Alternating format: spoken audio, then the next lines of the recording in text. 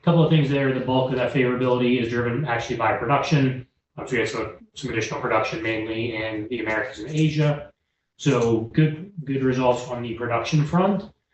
We also did see, this is an accounting thing, but we saw some true ups this month as it relates to the allocations for Pillar 2, which was pushing some of that stuff down to the entities. So we saw across the Americas about 12 million in North America, 12 million in lag favorability in each region that had been sitting in Europe. So that did offset with some unfavorable variances on the FIFO LIFO side. None of the Pillar 2 where that was forecasted in F10 intentionally. So throwing some variances, but basically that's down to nothing across those lines, and the favorability is actually driven by production. All of that leads to some higher AGM above plan, OM above plan. So great P&L story. Cost to serve was a little bit high this month. The DCs, we saw some unfavorability as it relates to DCs. Heather will get into that a little bit when we look at the cost to serve slide.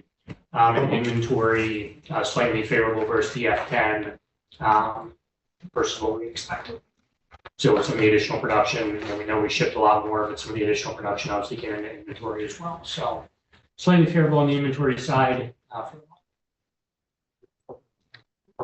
Next one. Hey, Jeffrey, just a question. Yep. Any reason why you're circling the sales piece red? I think we just didn't change the color on the circle. So no reason.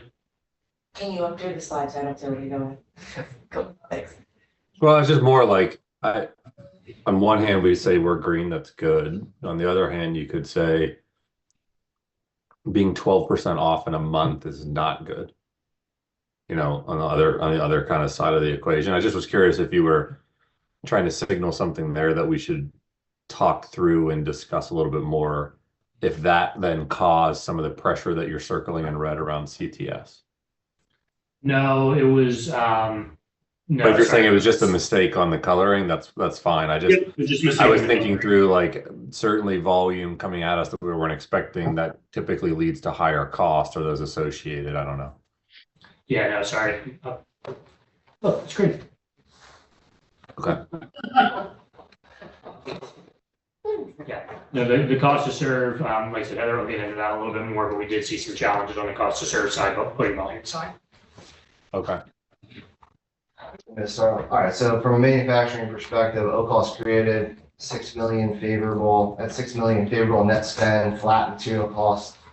From a net spend perspective, primary drivers are going to be volume out of Reynosa, Mission, and Tupelo. Reynosa, we are seeing, much higher live load in October and really the rest of Q4 versus what we had forecasted in F9, F10 period. So there are some probably conversations that we need to have regarding whether or not we really want to build all that material out or push some of that to next year. How much of that is missed from Q3? That's been pushed because we didn't build it, so it just says snowplow in the Q4. We would need to quantify that for you. Okay, because there should not be incremental volume that would have came in. It would have been snowplow missed volume because we achieved from a mix standpoint in Q3 we achieved 82% of our plan. So that 18% would have shifted from Q3 to Q4. So we should look at that. Is there's nothing in plan right now that we don't want to build for all of our inventory actions, all of our service level going to Q1 actions. So if we can take a look at if it's 18% that was missed in Q3 and we're 18% up in Q4, that would make a lot of sense. I think in total, and you'll know the details better, but we've been favorable on liquidations every month since I started. So I think, even if we're not largely adding production, I think it seems to be that there's some coming in each month. As we continue to be month in and month out, we continue to be favorable on liquidations. Okay. Yeah, so we can put that data together and then review it. I think I'm really speaking from a P&L perspective. We're kicking out significantly favorable variances, right? And we know our volume's down right now for next year. So making that decision of this year, next year, right? So what's the action we're trying to go after? You want to see? So what we'll do is we'll quantify what was pushed from Q3 to Q4 volume, and then anything that was sort of what we would call incremental, I guess, from there, and then we can discuss it, make a plan for Q4, right? Because I mean, Reynosa is still chasing volume, right, that they've got in the live load, which is, you know, from a labor perspective, once we hit January, we're gonna have to drop off our labor headcount significantly. So we'll put the data together and then we'll talk about Okay, cool. it. Oh, just another question on that from me. I thought as well, though, in October, we had to reduce overall volume because of the inbound and port strikes and other items. Did we not just talk about that recently? So I'm really confused on volume moving from Q3 to Q4. I believe we did reduce production 25% on certain lines and assets, et cetera. And how that still net effect is translating to an over delivery versus our forecast. Yeah, so when we struck the line for F10, we had 101 million planned in Reynosa in October. And we took that down another 10 million for component shortages, just in the month of October. And I think 20 million was the number for all of Q4, right? When we look at what Reynosa produced in October, it was 110 million. So not only did they absorb the 10 million that we hedged back, they produced 10 million more than that, right? And Yeah, so Steve, yes, there were some product lines that we couldn't make because of lack of material, but we also saw a better delivery of other components to drive that catching up that Dallas was referring to. So it's just a mixed change. Yes, we didn't get everything as planned, but we were able to recover some of that overdue that we were carrying from previous months. we need to look at a snapshot of when F10 was struck, whatever that snapshot was, what we actually achieved. Because Steve, when we were saying 25%, we just commented in the last 2 weeks of October with port strike, 25% attainment. That is going to be on a higher number because we have rolled the misses into October. So yes, we only achieved 25% of that higher number, but that number is going to be much higher than the 110 or 100 that John just quoted because of the rolls from September. Does that make sense? Or I think if we take this where we struck F10 and do that walk, it will make sense. Okay. When can we do that walk, John? We've got some of that already prepared. We're trying to walk, and it's not just Reynosa that we're seeing some of the volume increase. Monterey is seeing it in Q4 and Suzhou as well. So we've already gone sort of week by week from when we took that snapshot, and the live load changes every week up until basically the end of October, where you can start to see the increase. Now the SKU level detail will have to pull together. Okay. But I'd say, I mean, by Thursday, we could be talking about it.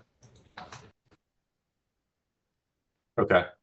I feel like we have to restate before tomorrow the statement around volume increase. Like while being fact on COT versus COT, that translates to demand, volume, and other things. I don't feel like that's what we're saying is actually the driver.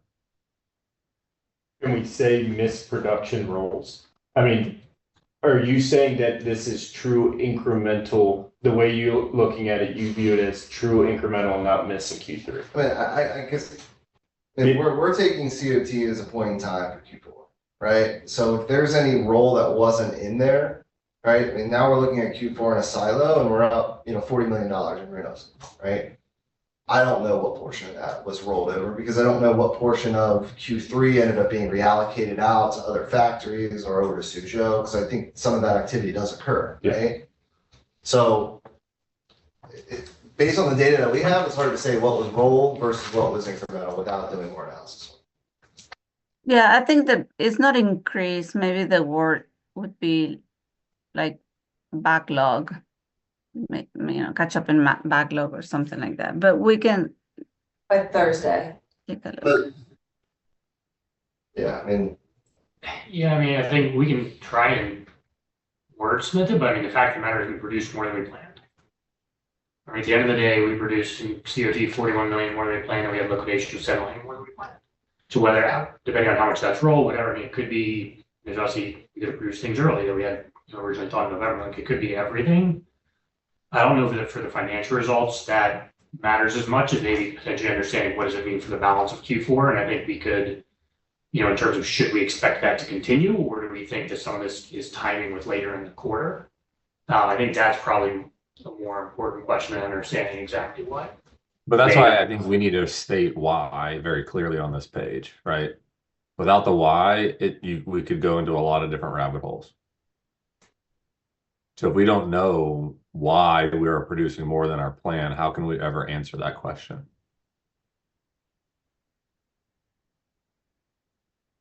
Why don't we connect? I feel like on the surface there, we got to start there. Look at the live flow changes that we had. We can try to. Yeah, I think we can get to it pretty quick. Steve, you said versus plan. Did you mean versus QR or forecast? F10. F10. And see, this is a bit of an issue, but we're going back to week 33. So when we did F9, which predicated F10, we were looking at the live load as of week 33, and now we're sitting at week 44 for actual. And we have seen an increase in, our production schedules over that 11 week period. Yeah, so this is just saying that our volume to Jeffrey's point though, and hopefully we're on the same page. I'm not disputing the fact that we've made more. I'm clear on that. I got that. What I'm trying to say is we need to distinctly understand and be able to state why that's happening. Because I think there's a perspective that that's happening because of, call it backlog, call it prior period not made, whatever our language needs to be. That is a perspective. I'm also not saying that's fact yet because I don't have the data to support that. It could be pure volume is increasing. I don't believe that to be the case because I'm not seeing anything come through on the sales line that would indicate that we have increased our selling forecast significantly. If anything, we've taken stuff down over the next 6 months. So for me, the rationale leads to we weren't making what we should have been making, and we need to be making moving forward more than what we planned at the time of week 33. I just want to make sure we state that clearly. Yeah, no, John, 10 million of that is the cushion we put based on material availability. So a big part of that is because we have better material availability than what we were thinking, right? So we got the material, we're gonna make it. But let's take it offline and we can quantify it. But it's not that we don't know why we're making more. We're just not stopping the plant. And if the material is there, we're going to keep running the schedule. All right, so we'll take that away today. Cool. Higher volumes in mission, which we're seeing, high liquidation percentage on mission products, so we're seeing favorability there, and then Tupelo, higher volume, higher attainment, really driving up, ramping up from PI was pretty successful in Tupelo this time. From a labor perspective, a lot of volume drive here. We also had some overspend in Martin during their shutdown. Spent time and money on 5S activities, started the line move of line 3 in Martin, and a couple other maintenance topics that overdrove us about $600K in indirect labor in Martin, and then Tupelo volume. And then from a base perspective, the primary driver is Hermosillo. So some of the closeout journal entries that we posted, we've now moved all of or a significant portion of our depreciation back to CTA for Hermosillo, which was not included in the original F10 plan. From a material perspective, favorable PPV out of Reynosa, Monterey. Sell receipt favorability. Some of this is timing of the receipts. Some of this is there's a few SKUs that we're seeing favorable pricing on that are not in ProTrack, so we're following up on that, as well as some other component favorability. And then freight, we're unfavorable 4 million. 2.5 of this is out of Reynosa. We did see about a 30 to 40% increase in our inbound rate starting in Q4.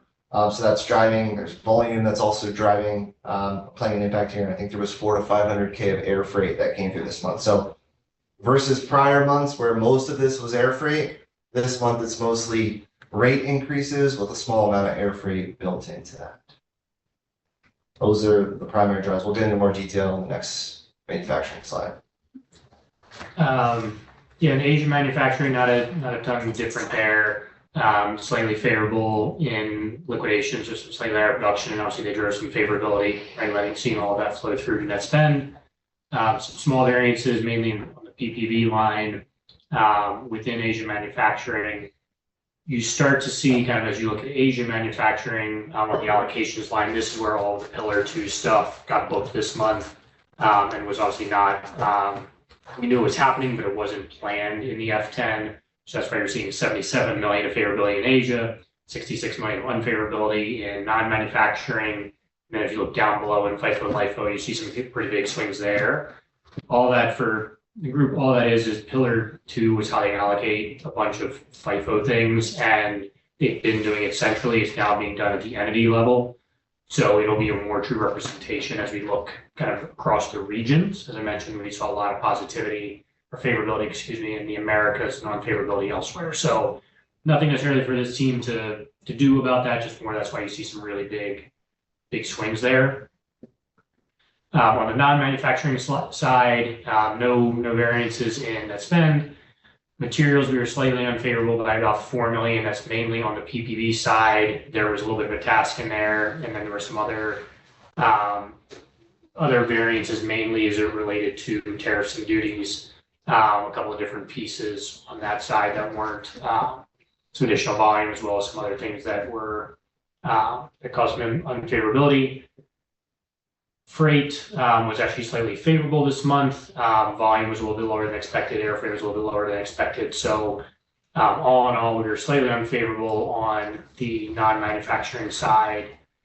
When you look total, cost created, however, 18 million favorable. 9 million of that, I guess 6-7 million of that is true. The other 11 million was the FIFO. So those are kind of big pieces. Jeffrey and Ryan, what's the 3 million 2035 comment? What does that mean? 2035 is the headquarters entity. I need to get a few more details on that piece. I don't know. I can actually give you those specifics there yet. Brian's out today. Okay. Yeah, I mean, I think those are all your inbound finished goods PPV would be hitting. So anything being received from a third party into a USDC that's driving PPV would hit that 2035 entity. yeah, I'm just trying to understand what's the what's the reason, what's driving that, because that 4 pops off the page pretty significantly. And then the E&O timing piece, help me understand that one as well. So that on our P&L with an O cost, this is where you see the reserve impact on E&O. So I believe, I think I'm going to say this correctly, they sold less E&O in October than they were planning to, so we had less of a release than we had planned for. Is that true that they sold less, or we didn't execute? I believe they sold less. It's a topic for the SRO today, so I'll get a little bit more context in an hour or two. Okay. But they actually made a specific discussion, and then I also did find out today, I don't have all the details yet, but one of the bigger E&O sales that they were planning in Q4 doesn't look like it's going to happen anymore.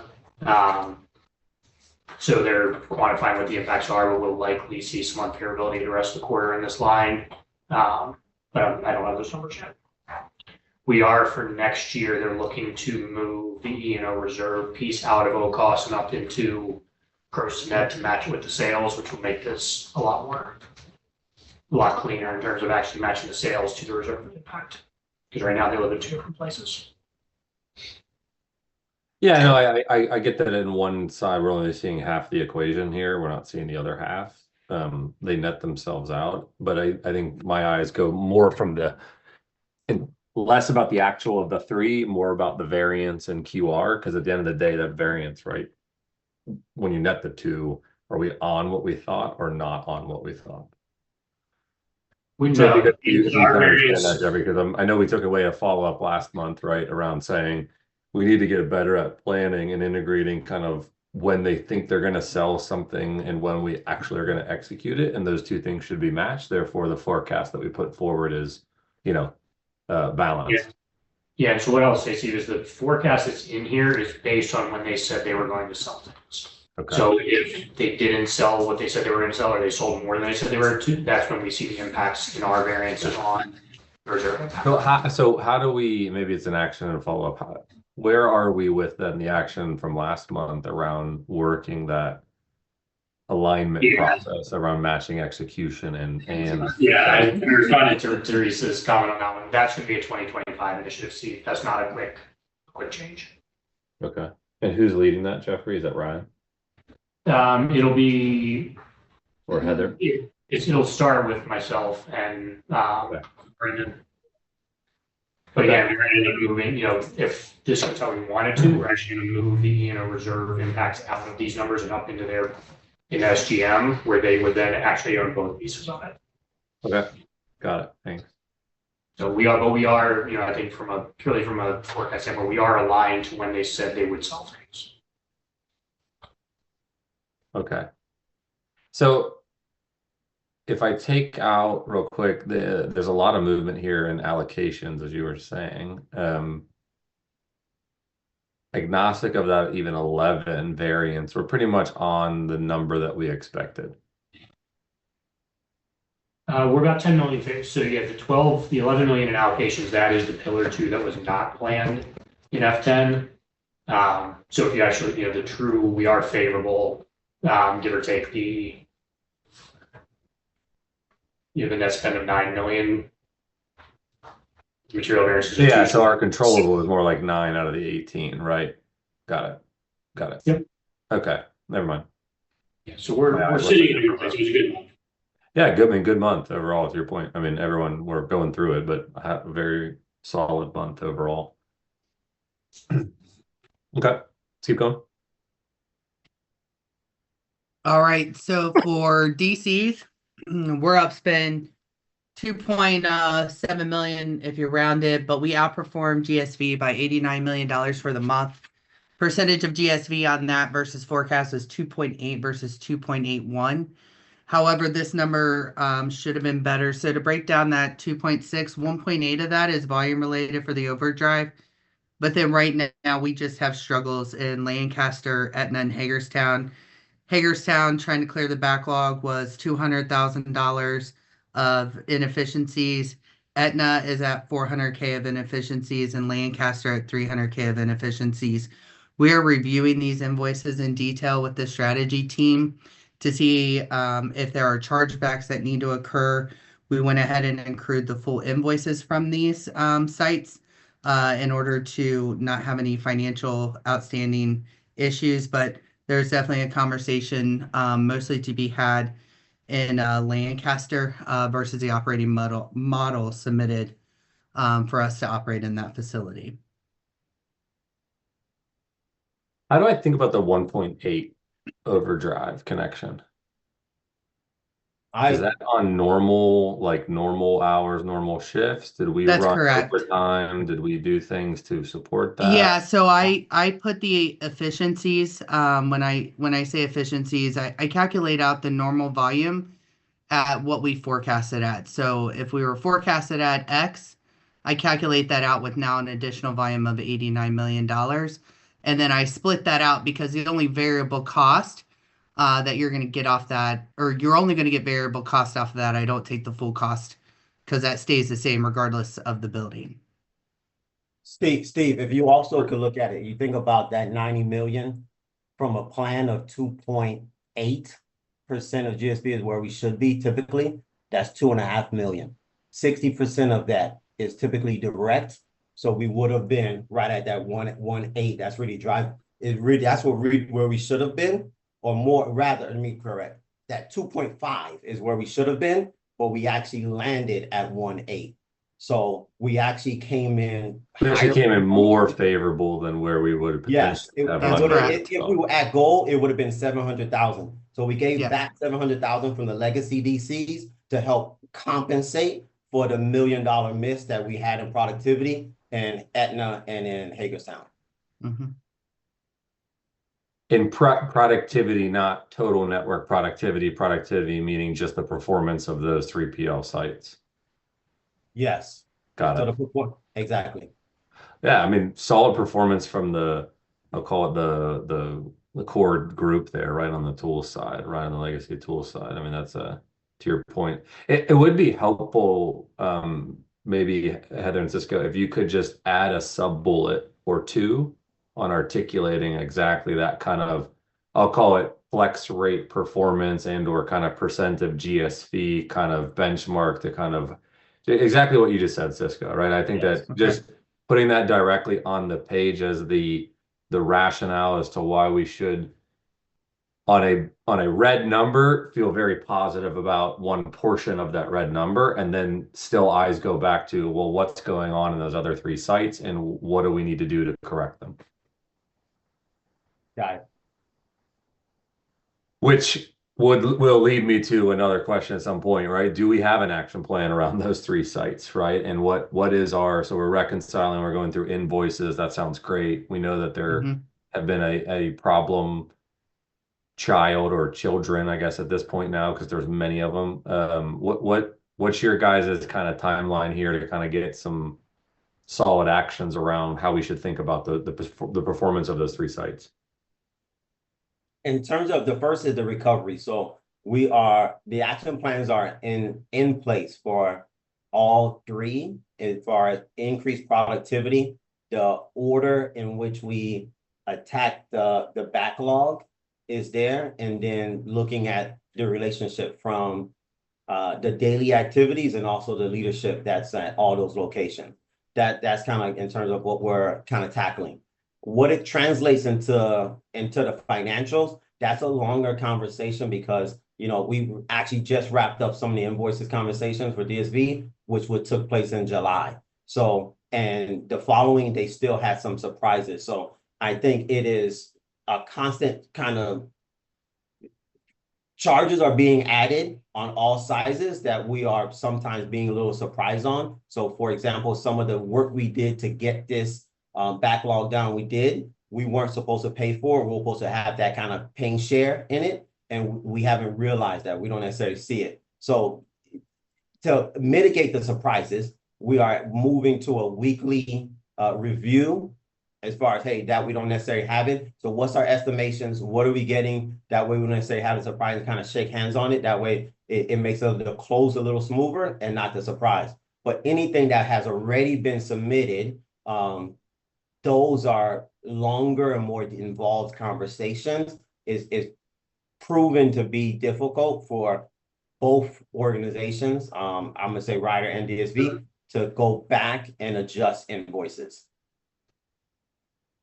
Okay, got it. Maybe as a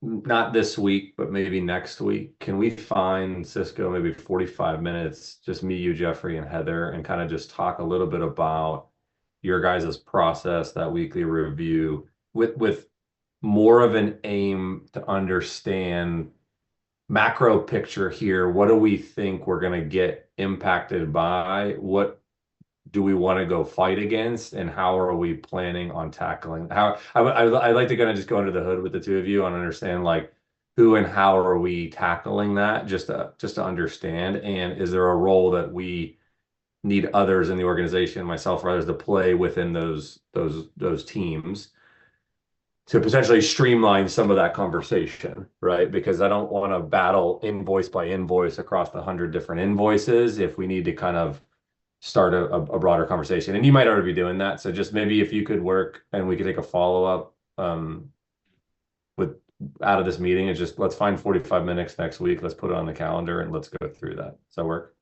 It does. Now, I will say continually, it's your guys' challenge to solve, and you're doing offsets with the other sites. Service is still first. We got to fix the backlog. We got to fix recovery. So, you got to be responsible, but we can't be pinching a penny because we're still disappointing our customers at the end of the day, right? So make sure you can carry that message back, and then we will have to find other ways to offset that in as much as we can through the other sites. But we got to fix the service performance to customers, and those customers are both internal and external, right? A lot of people are spending a lot of time on the performance of those 3 sites, and we need to get that fixed. Agreed. Okay. Okay, good. No, appreciate the explanation. If we can just also for this page before tomorrow, add those 2 bullets there, Heather, I'll you do guys it. can Yep. connect offline, I would be gotcha. great. Okay. Yep, no worries. All right, thank you. Anything else here? Anything on outbound freight? Yeah, so outbound freight, obviously with the higher shipments this month, that drove about, almost about 1 million of it. The bulk of the remainder is actually due to we saw the rates come in higher in October than we had planned in the F10. So, I believe we used Q3 rates to plan Q4, and we saw them come in higher than that. Do we have any analysis, Dan, around, is it purely just volume, or is there any mix change or impact associated with this 2.0? Are we really just saying it's purely rate to rate? So about 1 million of it is volume.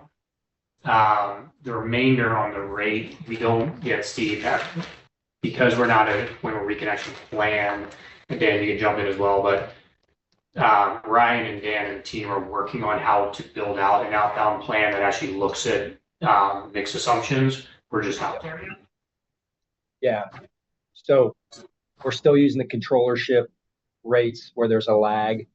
But we are tracking monthly inputs into this new model that'll help explain modal differences, mix, length of haul changes month to month, actual rate increases or decreases. It's just not quite ready yet to tie back to the P&L. When do you think we'll be able to have a good enough tie back? I'm not looking for perfect, so that we can start the dialogue around and just internally, just within us as a team, getting more familiar, Dan, with some of those drivers and understanding when we see execution happen in the month, like we should expect this to come forward in our process in 2 months from now. Like I'm not looking for perfection, but I am looking to have at least a directional conversation. From what I've seen that Ryan's pulled together, I think we're ready to have that conversation now. Like I said, we're pulling those metrics from our TMS. We're feeding those back to the finance team. And I know that we're using it to build out the OP and to change the way that we present these financials and speak to them each month. Okay. So it's not exact, but I think we're ready to have that conversation now. Okay. Yeah, I think we can definitely, to echo Dan's point, I think we can talk about what happened in terms of how to explain the actual spend. The variance is where, because forecast wasn't built like that, that's where you can't necessarily say, hey, we built the forecast at 50% LTL and came in at 60 or whatever it was. Yeah. So if I play that back to you, we can start to explain why we spent 20, but why that variance of the 20 is 2.8 is a bit of it's going to be a little bit magic 8-ball math, but we could start explaining the 20 now. Yes. Yes, we can definitely start explaining the 20 now. Okay. So I think that would be helpful, and before tomorrow, right? And I know Ryan, like I said, Ryan's out, but if you have some of this, or if we can get something, if we can, great. If we cannot, I would say let's take a follow-up, and I'd like to kind of unpack October 20 and the language I'm using here, and just get a little bit baseline, around what drove that, right? Like what's happening in the business right now? Is parcel up, LTL up? Is mix on outdoor going different? Are we using more miles and length of a haul or less miles and length of haul? It would be good to kind of have some discussion and kind of just go through that a little bit. Certainly as it relates to thinking about landing the plane this year, as these are all period costs that will happen. So what's going to be expected November, December, but also what are we thinking for 25, right? And I want to start the connection now in that way. Okay. Okay. Jeffrey, that good with you too? Yep. Yeah. I'll continue to temper expectations a little bit, just knowing how much work it is for these guys to get there. But yeah, it's a very fair ask. Okay, cool. No, I appreciate the progress. I know it's not an easy task at all, right? And we're not going to build Rome in a day here, so it's going to be over time. That's why I just would continue to anchor you guys on good, not perfect, or good, not best is okay to get started. Okay. All right. Nothing really to call on the working capital side. We were relatively in line on the gross inventory, 15 million, but, rounds to zero. The reserves here, you actually see the offsetting impact here versus what you saw in lag, where lag had a 20-ish million. Unfavorable impact reserves. Sorry, Jeffrey, the only, as you say that real quick, the only question on North America is, so sales overdrove 12% versus QR, but in inventory is unfavorable 31. What's the? He doesn't want to look at the total inventory variance because, it's all of this rolls into that number. That's 31. The 15. Because the Asia inventory supports the same sales. Sure. But I guess I would have been surprised. I guess said a different way. Why would we not have expected a bigger favorability if we overdrove $100 million in sales? I would have expected a little bit more favorability, but we did not see. But is there anything there? I mean, most of it's in finished good. Is there a bigger mix issue that we're not talking about? Is there a business unit driver of that? I guess we can.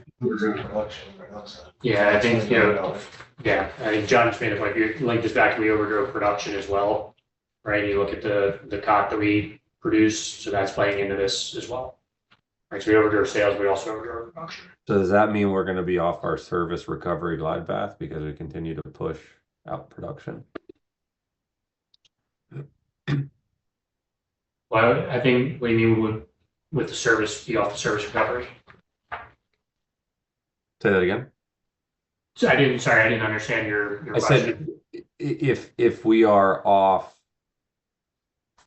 I'm trying to understand at the end of the day the 35 million of finished goods increase. I heard you say potentially some of that could be driven by more production than QR in Reynosa, but that's going back to the why is largely driven from missed production probably in prior periods, right? So Yeah, one of two things here. Are we going to continually miss our service recovery because we're not making what we need in the period that we need to make? Or there is now more risk versus the end of the year because we continue to snowplow more production than what we're currently planning?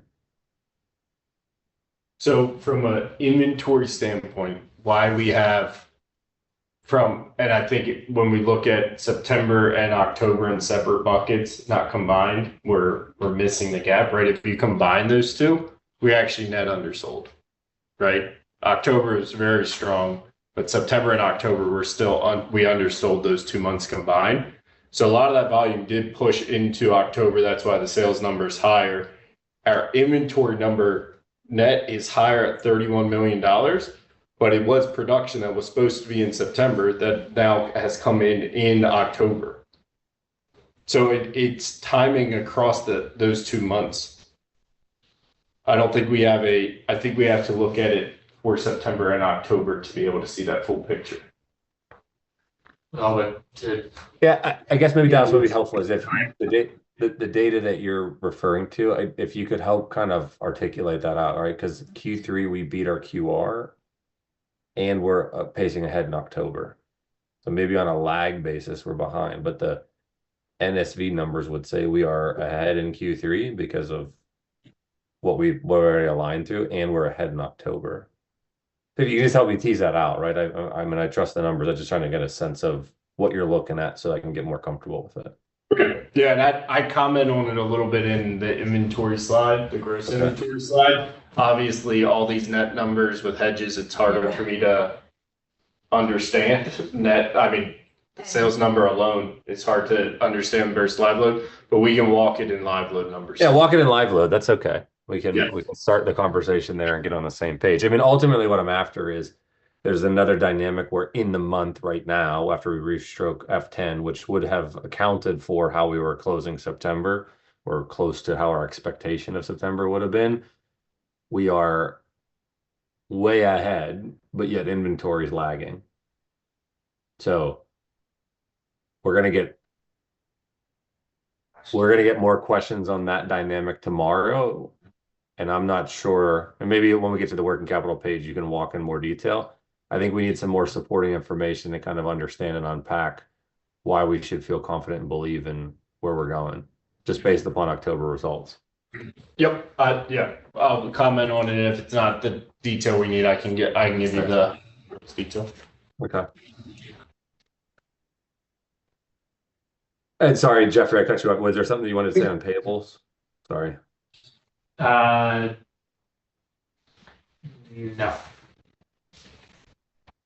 I'd have to get, I know we have the explanation in here, but, I'd have to get the deeper piece. All right, so just round out manufacturing, most of the commentary we've already spoken to. So Reynosa with the component hedge that we had played in, or layered into F9, F10, they're up 17.7 million in COT. Monterey is up 8 million, but that's really just a battery cell transfers that we're moving from Monterey to Suzhou. A few product lines that have moved there. It's coming through as COT, but it's not real production. And then a couple sites in our pod 1 that are up from a volume perspective. Shelby is, service part sales.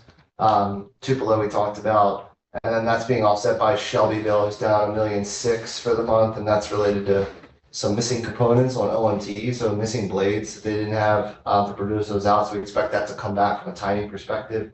But we are seeing a reduction in demand or requirements on recip blades out of Shelbyville. What's OMT? Sorry, just from my knowledge. Oscillating multi-tools, the multi-tool products that they are currently packing out, but the plan is to produce those blades as well. And the missing components was a known issue or a not a known issue? It's the plunge blade. So they're starting production right now on the plunge blade. I would say it was a little bit of a known issue, some order timing and communication with the vendor on the transition of the bridge stock. So we ended up running short on bridge stock before Shelbyville started. Got it. Okay. Thanks, Chairman. That's volume. Material we talked about, predominantly PPV and freight, which we already touched. There is some favorability in E&O, and that's really just forecast timing. So we book our reserves at the end of the quarter, but we are forecasting each month throughout the quarter. So we'll see favorability in the first 2 months, and then favorability most likely in December, but it should net for the quarter. We do have some unfavorable engineering change out of Monterey, about $800K, and this is related to parts coming from Mission. So as part of the footprint project, we moved some battery components from Mission to Monterey. In order to consume those, we had to do a substitution on our existing products, which is driving unfavorable standard change of about $800K. So some work that we need to do there to work with the strategy team to understand if this can be covered within the project. But right now we are experiencing some unfavorability there. And that's just because of the bomb costing? Correct. So it's a different cost on the bomb, and essentially the offset would be if we just scrap them out entirely, right? So we're consuming the inventory to eliminate the risk of scrap, but it's costing us money because of the bomb change and the cost difference in the bombs.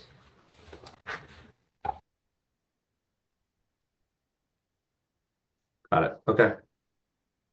From a net spend perspective. Sorry, I understood, and maybe I had to think for a second. So you said, but you're discussing that from a program cost perspective. Yeah. Did I hear that right?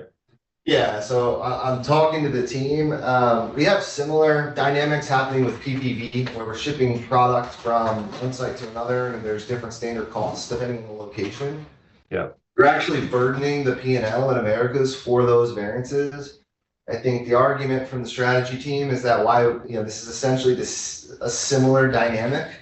So I'd say we're discussing it. I think it's going to be a bit of a challenge to get this moved with the project, just based on precedent that has started on the PPV side. Okay, let us know what you come up with. And then net spend wise, we we've touched a lot of these items. I mean, volume is a primary driver of liquidations. We also have some favorable mix in Mission, Jackson, and Hampstead. From a labor perspective, we talked about Martin overspend during the shutdown. We do have a bit true up related to fringe benefits in Reynosa, just truing up our accruals. That's driving about $500,000 of favorability. And then all else is aligned with volume. And then we discussed the Hermosillo movement of depreciation into CTA, which will start this month. So we will continue to see favorability in Hermosillo versus the forecast now that we've exited or are close to exiting the facility and starting to move a lot of those costs to CTA a bit faster than we originally planned in F10. So in total, COT favorable 21 million, O-cost created favorable 4.6 million. So all of that is essentially net spend. So strong month for the plants. Yeah, super strong month. Well done. Any just a good question, maybe it's to you, any or the rest of the pod leaders, any other, because I know normally we'll go through a bigger deep dive, right, on other slides, right, tomorrow on the factories. Is there any other, call it core comments to call out from a factory kind of performance perspective, or any other issue areas or things to discuss with the broader group, even outside the financials? Any, like, I'm just thinking like from either safety or attainment and those types of things. Like, is there any big focus areas that we as a full kind of group should be aware / in the know of areas that we have some either pockets of good things or bad or opportunity areas happening? I think in US 1, right, we're still off the mark in TRIR, essentially flat September to October. Fewer recordables, but also fewer hours worked than when we had set the targets and the projections. So we're still challenged to try to hit that target TRIR by the end of the year. Yeah, 2024. Yeah. Okay. And I'm concerned too about just reduced hours in November, December as well. So yeah, we may see some pickup at Tupelo, but I think we're off at Willard compared to what target was set at. And like none of that though. Planned, we still have to focus on no recordables. Unplanned reduced hours, meaning like people taking PTO and other things, or planned? Do you still think there's more planned hours reduction in total? Planned. When I know Willard had a pretty full load of production when we set our targets, and they represent about a quarter of the pod's hours. So that came down significantly right at the end of Q1. Doesn't mean that we still can't achieve it, and doesn't take any focus off of, no What accidents. Yeah. Right. But we won't see as much movement in the number if, say, Willard has no recordables in November, December, if they're working, fewer hours. Way less hours. Yeah. Makes sense. But we're also working on cost. We've got some productivity challenges in US 1 with the forward-looking funnel. A lot of activity in October to clean it up. Okay. Yeah, I would say for the sites in Mexico, now that in the next, I think this week they start paying this, some of the benefits, we call it like Fondo de Ahorro. And then in December, there's like a Christmas bonus. So I think the attrition in Reynosa and Monterrey can be happening, can continue to, or can accelerate a little bit of that attrition. In Monterrey and Reynosa, I think Puebla is more stable in that aspect. But that would be, like, I know, like last week, Reynosa lost 100 people, right? So we know we have a plan to keep bringing people down because of the volume next year, but it's just a risk of maybe getting that a little faster than what we were thinking. Got it. Okay. And then on a positive side, I know we spent a lot of time talking about Sedalia in the July-August timeframe. The tables have turned, and it's as much as they can make, and no warehouse issues. From feast or famine to feast, I guess, is where we're at there. I like your positivity on that one. No, good. Okay. Does anybody else have anything, I don't know, either to need or to raise? I'm just trying to anticipate the agenda for the next hour. I'd say only a couple other positives I would call out, and these aren't necessarily metrics that we talked about here, but Reynosa, from an internal audit perspective, was in the green, which is basically unheard of.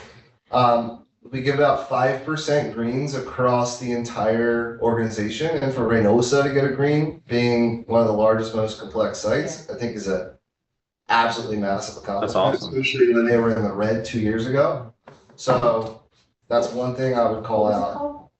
What's that? Internal audit, so they get audited by internal audit. So I think, one thing to call out. Yeah, that's great. That's excellent. For sure. It's never fun to have IA show up and go through everything and then give you a big report card and a list of to-dos afterwards. So that's to your point, John, that's a good achievement. Hey, Heather, I'm gonna put you on the spot. I meant to ask this from the DC slide, but do you want to give a quick update on Hagerstown PI? Yeah, I know. I meant to say it too, and then we went too fast past my slide, so I apologize. Hagerstown PI completed a day early. We completed and opened up the system at 8 a.m. this morning after having internal audit come on site, do their sampling. We passed that with flying colors. We will be looking at, I believe, a $1.3 million write-on variance to the site. So it'll be a 1.3% net variance of inventory, and their absolute variance was around $3 million for 3.2%. So all below the metrics that we follow of a standard PI here at Stanley of 3% net variance, 5% absolute. So they hit on all of those. So we will see OCOS favorability flow through probably in December. Because we also held up some additional cycle counts that they did throughout Q3 on the books. So probably a $4 million get back to our P&L in the OCOS section with these results. Great. I know there was a lot of I don't even know what the right word is here around Hagerstown PI, let's say emotions and feelings, but good to know that it is behind us and we are back to operating. And the result was something that's acceptable that we can all stomach and move forward on. So that's positive for sure. Yes, it is. Cool. Yeah, I would just add also the successful PI conversation. We had we completed all the outdoor and Monterey PIs. Monterey was a $3 million adjustment last year. It's $47,000 this year. Wow. So we're gonna take a sizable shrink reserve back to the P&L in Q4. And then all the outdoor sites, so Martin, Willard, and Tupelo all counted in October as well. All of them were under 200K variances. Last year they were about 1 million variants across each site. So to Heather's point, we're gonna see a pretty sizable shrink reserve release here in Q4. On that one with Monterey, is there something we did differently this past year? Yeah, we stood up cycle counting at the sites, a cycle counting DSV where most of the inventory is. The team has put a lot of effort in from the last one. Obviously, $3 million last year was that we put a significant amount of pressure and attention on the team, and they certainly responded accordingly. That's great. I think Teresa, let's make sure that we capture that in terms of Yes. for tomorrow. I think that's really, I mean, I appreciate John, you bringing that up and starting the dialogue there, right?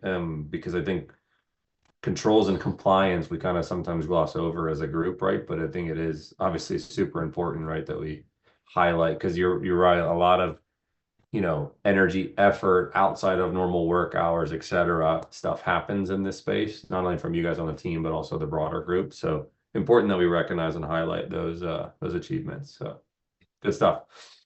All right, we'll switch back to inventory.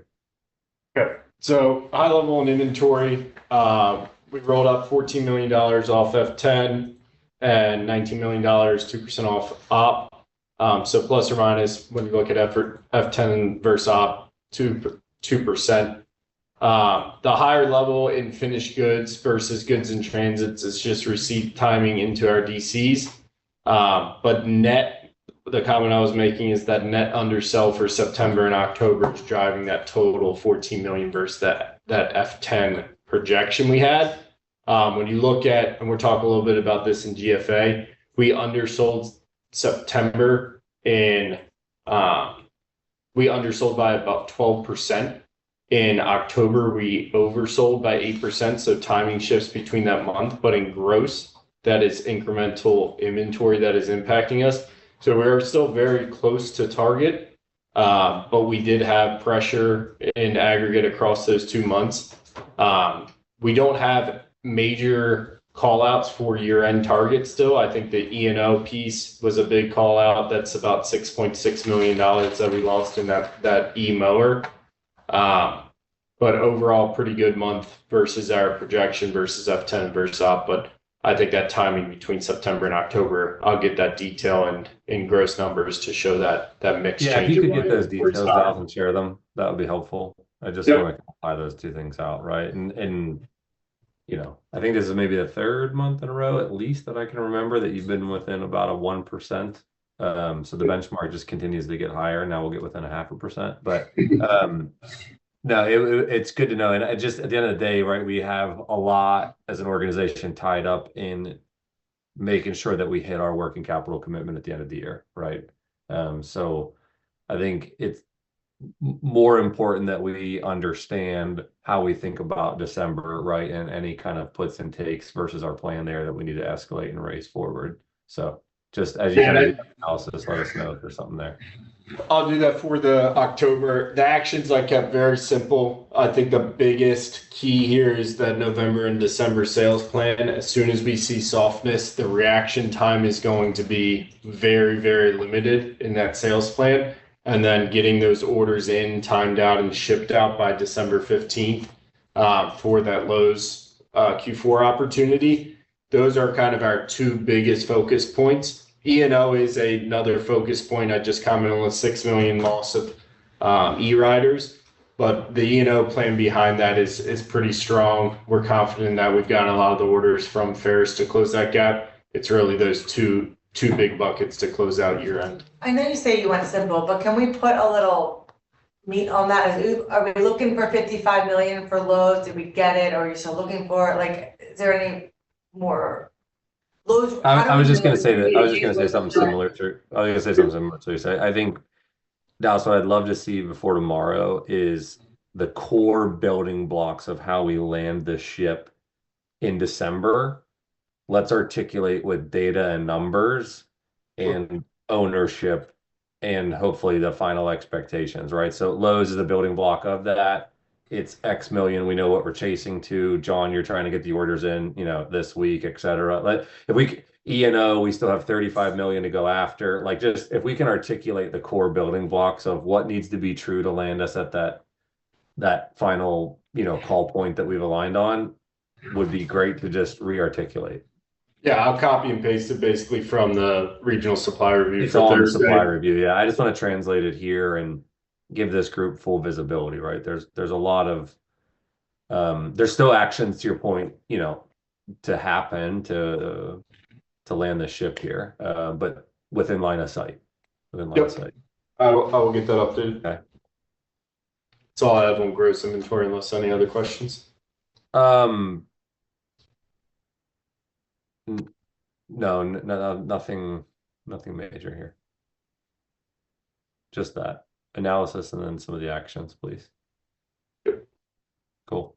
All right, then if you want to take a quick peek back at this, we'll go to. I mean, maybe we just go real quick through the non-financials through, so we'll just kind of hit them real quick. So Garvin, I see you're out there. Anything that you want to call out here for the team in terms of where we are, where we need to go, what we need to do?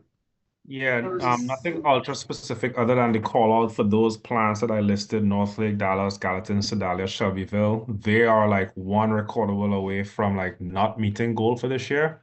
And so it's more of, hey, I'll get to those pod leaders through my regionals to just make sure we're kind of focused on those plants to make sure they hit their targets. But generally speaking, again, we had a great month in October and August, right? September was a little bit off. And right now we are trending to be below target by over 10 recordables. Where was the serious incident in manufacturing? Gallatin. Okay, and do we have a 4 block in the deck? It's not in the deck. It might be in the deck, but further up on the global EHS, actually, not under this section. And can you guys talk through that real quick? What was it? What happened? That was a back injury from moving pallets. So they were basically moving from the manufacturing area in Gallatin to the DC up the street. They had a skid fall over. Person went to take a skid from waist level to the ground. When they did that, they felt something in their back. It was a pre-existing condition, but went to the hospital, diagnosed with a bulging disc. Spent a night in the hospital, released now and back, but obviously we need to do some things different when we move that material from the manufacturing area up the hill. And were they doing this manually, Dave? Just out of curiosity, or? Yeah, well, in this instance, they were taking an empty skid from waist level and putting it to the ground. Like grabbing. Yeah. And clearly aggravated a pre-existing condition. Okay. Got it. Dave, from a weight standpoint, is that like overweight for them to be able to lift? No, I think it's it's waist level and an empty 4-foot pallet, doesn't cross that 25-pound threshold. So I think it was just, the person probably should have used a second assist. Ideally, obviously the situation never should have happened where a skid fell over with product on it. And that's really what we're trying to address is how do we make sure that we get product up the hill without it falling over. But from a weight standpoint, no, it meets the weight criteria. It was from waist level, so it meets that criteria. The person said they were using proper lifting technique. Whether they were or weren't, I don't have any video saying they were or weren't, but they said they were, so I'll take that person at their word. But clearly, we aggravated a pre-existing condition. The way kind of awkward too. Didn't have like waist level. Was the employee a newer employee, Dave? Kind of, or was it a? No, they've been there. They've been there a couple of years, so. Okay. And they've been doing that type of stuff. Again, this was a non-standard process that they were trying to address. And sadly that occurred. Okay. Anything else from you, Garvin? So again, Steve? Anything else from you? Anything else? Nope, that's it. That's it. Thank you. One quick thing for Garvin. Garvin, it'll be good to understand the impact as we pull the DCs out of outdoors metric. Like, what is that doing in terms of the goal for as each site stays focused on it? And as we close sites, what's the rationale? Like, how I guess more of, and not affecting next month, but I imagine it's gonna affect next year's target. Yeah. Understand what that impact, how are we gonna do it? There's some sites closing mid-year. So are we gonna bake that into the plan? Or is that kind of inclusive? Yeah, it's not that hard, right? Because we're always moving and closing plants and consolidating, right? And so what we do is we usually just we keep the targets up up until they're here. And then when they're not here anymore, they're not part of the calculation anymore moving forward. So it's not that challenging. And yeah, same thing for the DCs that are embedded in manufacturing that we are looking to separate. We will pull then the numbers from 2024 to create the targets for 2025. Okay. And maybe just the last question from me, Garvin. When, and you might have already told me this separately, but I'm going to ask it publicly. When do we sit down, understand, agree, debate our targets for 2025? I would say coming soon, no later than probably probably first week in December, second week in December latest. And yes, all pod leads, right? It starts with Larry and Z, but then Z not on this side, but then it will come down to the pod leads to actually do you guys get to decide, hey, how much am I giving one plant or not, right? Yeah. We will do an aggregate 5% roll up, 5% reduction from 2024 as a roll up, but then each site, the pod leads, you guys get to task and say, hey, maybe you you task a site with a bigger reduction than another one. Once the numbers true up, then we're good. But that's happening in the next 4 weeks or so. Okay, good. All right, good to know it's on the horizon here for the next month. I think to Cisco, your point, we can get a view of what that is, right? And make sure that we set ourselves up well for 25. Exactly. Got it. Okay, cool. Mr. Schultz. I'll have to get the updated slide in there. So, what I was gonna say is that the, high number of recruits this month still go back to Monterey, over 70%. Good performance over in Willard, ELM, and FMDC. And then on the updated slide, we're going to start to do a roll up of all of the attrition from 2024 and tying back to the 5 Ys that we're starting to identify in Northlake, earlier in Willard, and then over in Monterey around the impact the work schedule has on driving as a cause of attrition. So the last common point is, Steve, you asked a couple times, I would say it's fair to say we will miss the target this year. I would expect us to do better in the month of November. Month to date, we've had 12 so far versus our run rate of 85, but I would still expect that we won't have enough buffer with the 3.5 to get to the year-end target. Is there an updated slide with the 5 Ys? But, okay. Do you have it? Do you want to share it? Yeah, it's in the back. What It's slide? Monterey, it's 220, or at least here it says 220.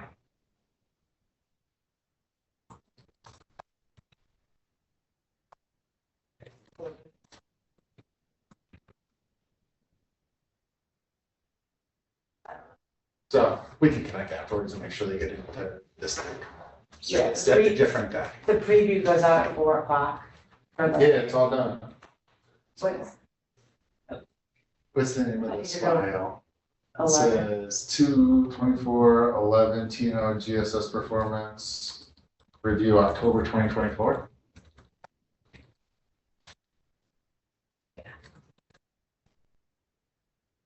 Okay, we can connect. Quick turnaround. I don't. So just for me to understand, because I'm not following the conversation in the room. I'm trying to figure out where in the slide deck my slides are versus what's Tricia's showing here, so. And you're showing 266. Yeah, North America non-financials. Okay. Do you want to go through? We don't need to go through those other pages. I guess one question, do we think Monterey is impacted at all by the fact that we hired 600 people in the last, so like, does that tell us that we have something to work on there, or is that just part of the nuance of hiring that many people at once? I think it's part of the nuance of hiring probably closer to like 700 or 750 people in like a 6-week period. Yeah.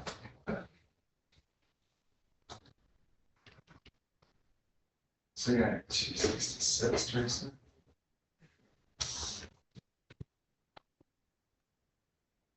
So is there a different slide? There is. The deck that I'm in only has 257 slides.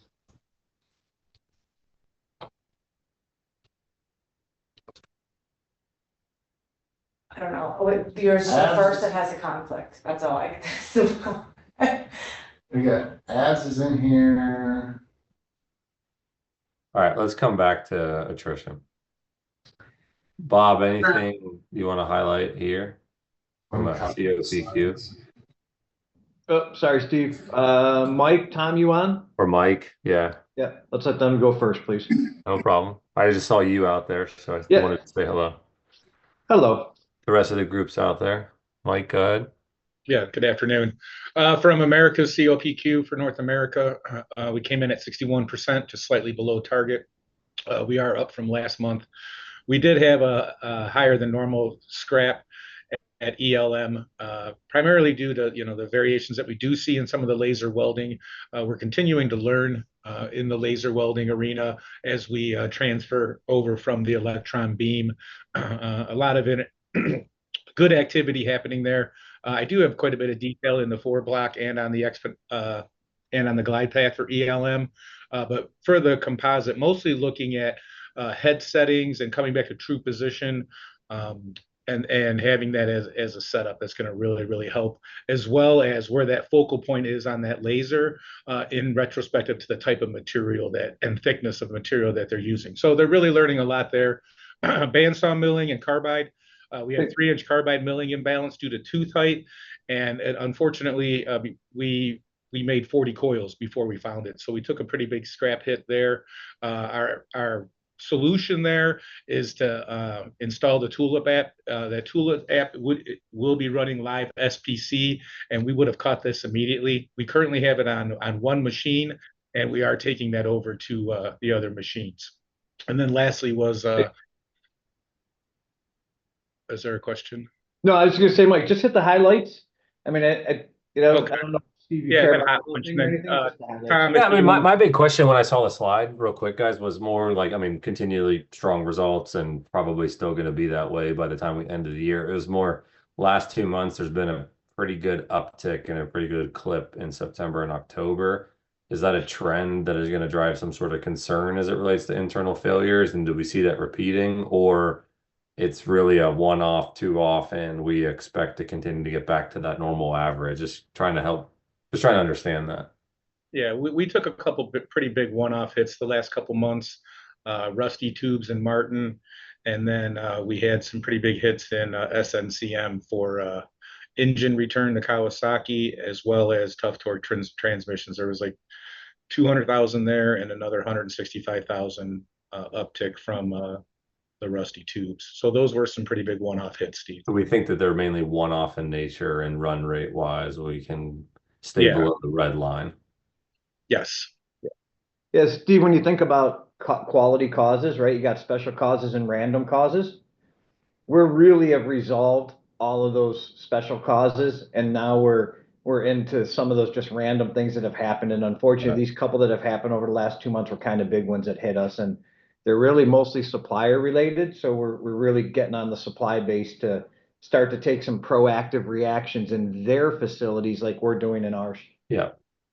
And then thank you guys for sharing. And then the little box in the top right that has a bunch of interesting hats and cones. We talked a little bit about that, but how are we thinking about bringing that information, the visibility here? I know that when we think about 25 and talking warranty, it's going to become a much bigger conversation in general. So any guidance you want to give us here in terms of how we're going to bring that forward? Yeah, so rather than kind of repeating ourselves every month, Steve, we kind of took a step back and said we haven't forgotten about it, but we need another month to put it together to really build what that looks like on a regional level. So our plan is to make sure we have it in place for January and starting out 25 good. Okay. And we're really able to have those good connections, because right now, I'm not going to lie to you, we were fooling ourselves a little bit and saying we're going to have it earlier to have good, robust, actionable data. Okay. And that's fine. I'm okay with that in January, right? Especially to get started. I guess maybe what would be helpful, not in this meeting, but in December, as we work towards that launch in Jan, just to have a smaller group of us just touch base to kind of know what's coming, right? And just it's a space that I know myself, Teresa, Jeffrey, we haven't connected on with you, and want to make sure that we're tied off on what we're going to bring forward. That's all. So yeah, the slides are going to look pretty similar to what the information and slides will look pretty similar to what we do at a TNO global level, because I mean, North America is the bulk of what happens, right? So, so we're pretty close. It's just really making sure we separate out the noise from the other regions. Yeah. Yeah, no, and as I said, I would say selfishly, I am a little bit more familiar, but I would say I'm not super familiar, right? But I think a smaller group here could benefit probably those that get close to this enough, right? Like Emily, John, others, me, you, like where we're going to be talking big things that happen at specific customers that are relevant for our stakeholders that we talk to on a weekly basis, and knowing that in 25 we're going to have much more integrated conversation. I think it's worth just a, one kind of smaller deep dive session before we bring it to the full group here, if that's okay. Yep, sounds good. Cool. Thanks. All right.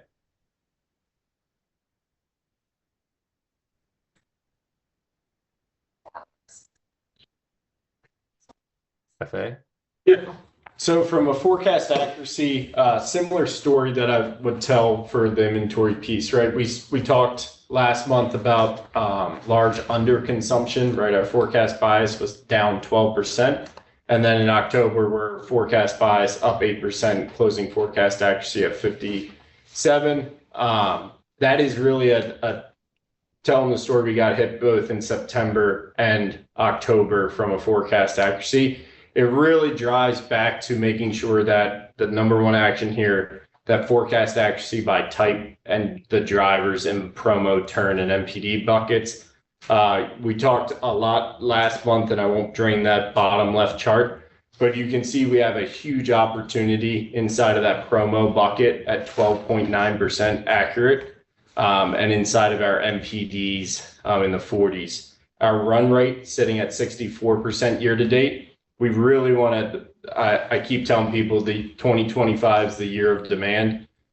We really want to double click into that promo and MPD and how we can improve that from a specific timing, because when we have it just 1 week offset from September to October, we take the hit in both months on our GFA metrics.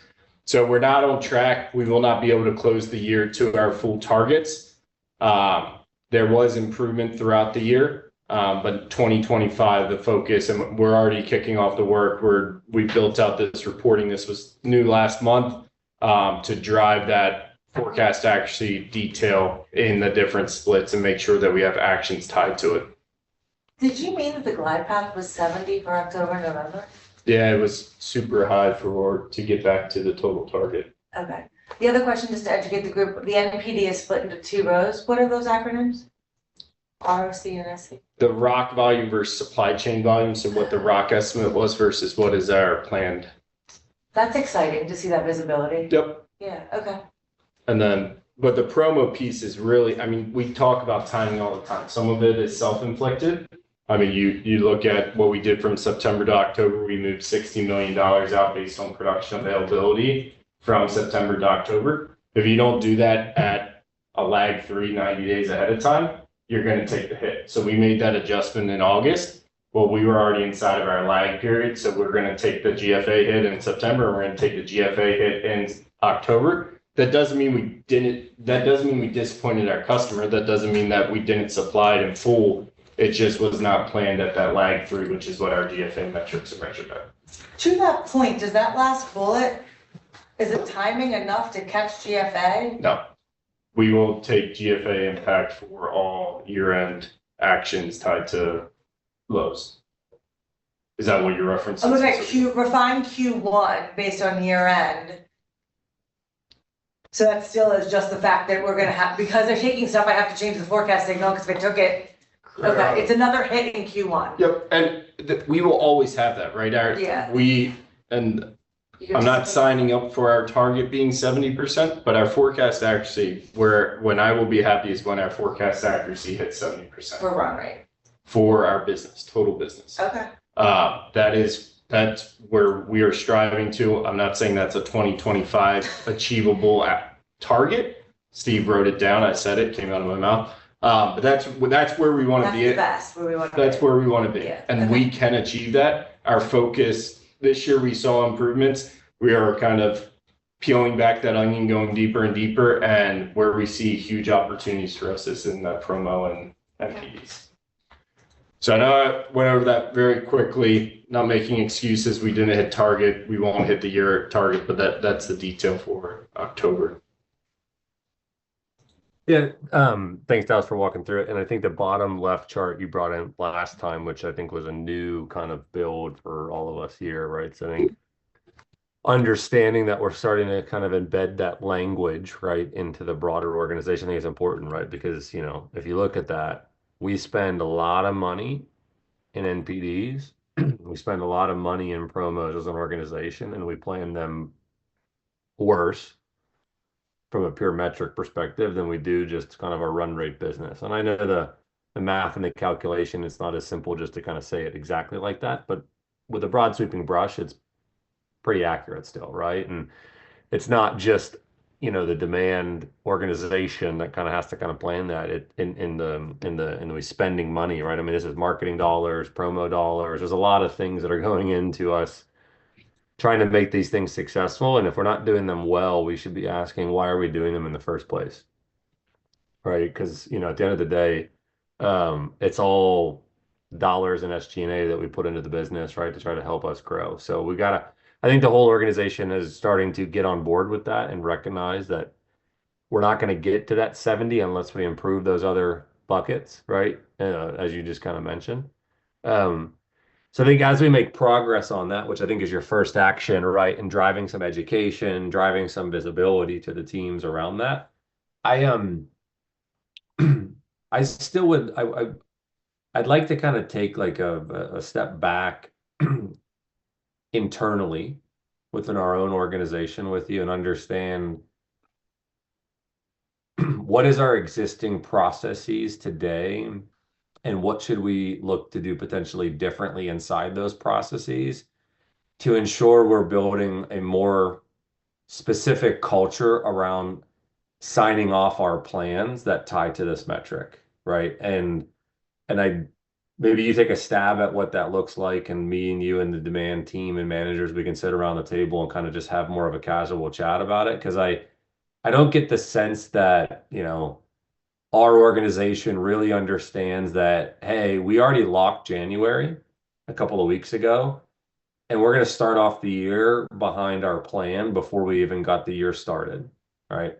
I don't think that everyone really understands the gravity of that and the need for us to get more upstream in our business planning. It's not a choice, it's a directive, right? We need to get better at business planning, and it starts for us to saying, you know, do people even know what they signed off in January? And people being defined as commercial brand people, you know, ourselves included, you know, is there something that we should be doing differently? So I don't have to answer me now, Dallas, and I think it's for you, but also the other people who have forecast accuracy that they're working on with their stakeholders, be thinking through what should we be changing in our routines and our culture to help drive a more unique focus around this metric. And don't confuse that with we're going to manage our business via forecast accuracy. That's not what I'm trying to say. But I do think that there's an element here where we probably are overly indexed into what our current routines are on revenue by quarter and quarterly outlooks. But at the end of the day, we're locking a month here, and we're going to measure our business performance by that lock. So are we getting the right visibility down to the teams? I think we should take a pause and challenge and use this time over the next 2 months to kind of think through what we want to do differently. Does that make sense? Absolutely agree with that. I think CSC has a huge play in that with us, because when we get into that execution window, it's all about servicing our customer, getting it to them, period, whatever hoops we have jumped through, DCs, manufacturing plants we jump through. But at the end of the day, 1 week later will impact the metric in both months. And it's a challenging metric, but if we can improve on this, if we can get 5 points improvement, 10 points improvement, there are golden nuggets, if you will, that will come out of it for all of our business, transportation, distribution, manufacturing. It will improve us across the board. So there are tools to help us stay tighter connected, like as we look to build MBOs for next year, right? The ROC model would be awesome if it was fed into the Palms team somehow, or promo with CSE or with a commercial, right? Should we see how we can leverage, since we're flipping into the new year, what we can do to adjust some of those things might help us. Yeah, and I think the connection of CSC, we're connected on execution of promos. I know John and I've had conversation of also the forecasting support from CSC and connecting that specifically with promos. It used to be, I'd say, a little bit more sticky. We'd walk through a RSA Bible promo by promo and understand exactly what the load in, exactly what the timing of the load in, exactly what the replan was. Do we have the RSA dollars tied to that? And we've lost a little bit of that stickiness, if you will, at the customer level being organized by category. So I'm excited with the partnership with John and Emily and the forecasting support team that's being stood up in CSC, because that will help us. That will every step there we take will make ultimately this metric better and ultimately get our metrics across our supply chain better. So, but I'm aligned, Steve, fully aligned. Good on Yeah, that. and then the second piece here is as we think about the macro picture, I'm still a little bit interested, maybe fortunately or unfortunately for you, on some of the detail behind what's driving the specifics of some of these businesses. And I feel like the preparation that your team probably does to kind of bring you up to speed across each of these categories here, I'd love to sit down. I know I've mentioned to you this before in the next week or so, and just learn what is the process that we go under to kind of really unpack and root cause at a category and hear from the team as well what they see and what they're dealing with, right? Is there any other actions or ideas that they all have, right? As we unpack, let's say PPT versus tradesman versus AHT versus storage, is there, are we getting to the root causes that we should be making sure that we put on our radar here? If we could try to set some time up next week or something like that to go through it would be good. Okay, we'll do. Okay. All right. And then just from a service, I won't drain this, but we closed October at 91.3, another month off target. I think the target should actually be 92 here. That's on me. The still additional challenges inside of PTG. We did see some recovery inside of OP and HTOS. They're both slightly off 91.9 and 91.6 versus our 92% target. PTG is still our lagger. We do see positive improvement inside of November thus far as arrivals come in. We review this on the weekly, that SNOE model with the new PSI driving visibility. That is helping us we have top cuts on a daily, we have SNOE on Tuesdays and Wednesdays. Constantly, we have service in front of us. That repetition and making sure we're measuring it, we're getting to the right SKU level detail will drive us up. We have put a lot of strategic safety stock in the system that we will see come to fruition inside of Q4 and Q1.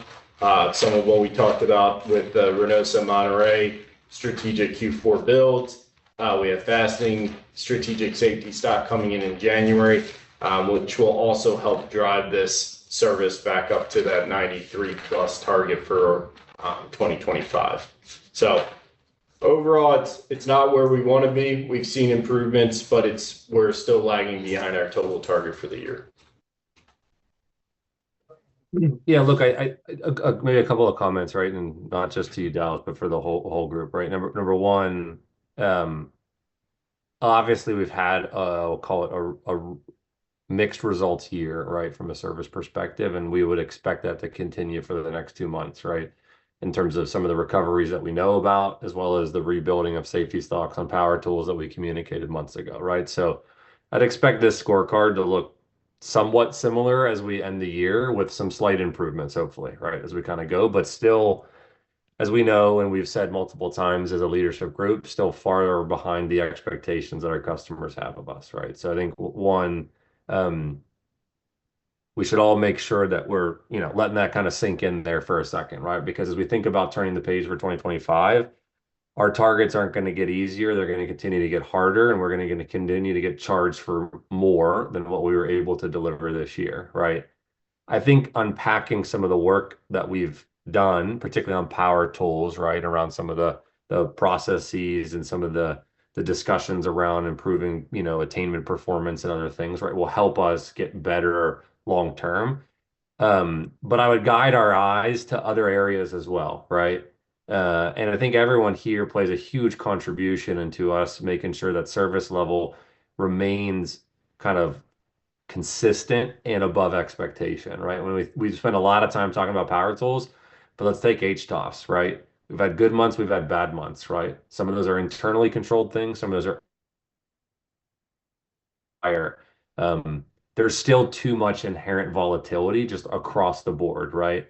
You could put, DC performance inside of the impact here when it relates to floor cuts or, congestion in the network. There's a lot of different pieces here. So I say all this giant rant to say, we still got a lot of work to do here as a group.